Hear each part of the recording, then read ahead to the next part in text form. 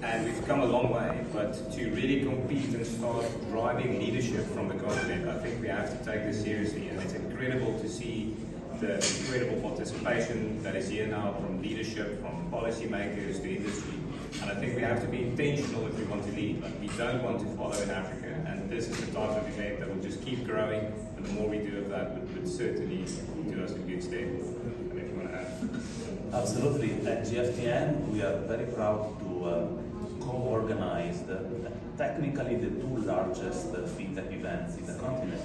We just did the Inclusive Fintech Forum 2 months ago in Kigali, and now Triale in Accra, Ghana, is, as Paul rightly said, is the perfect format of convening. Is not commercial, impact focus, put together all the players, especially the policymakers and the regulators, because at the end of the day, if the regulator does not align, all the innovation has not a very fertile ground to thrive, which is absolutely not the case in Africa. On the contrary, this continent has been a champion for innovation in financial services in the past 10 years.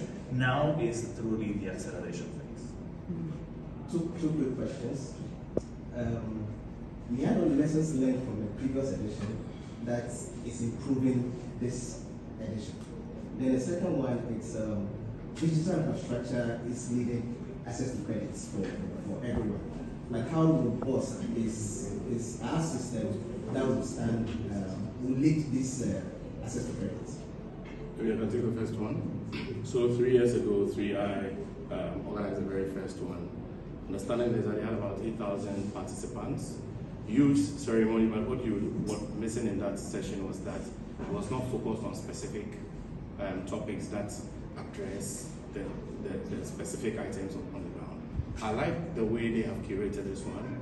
They've been very intentional about the conversations, who sits on the panel, who's on the table, who is discussing the real effect of what we do, for example, at JUMO, right? And if most of you were in the room listening to the Regina story, we can all identify with it, that this is my story, and for example, mobile money has become such a big ticket item for financial inclusion in Ghana. And this is specifically addressing those specific agenda items for the table.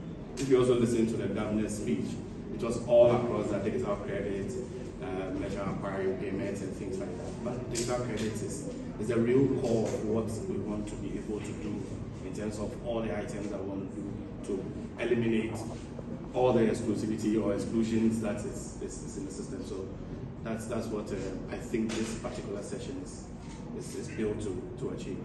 We're really excited.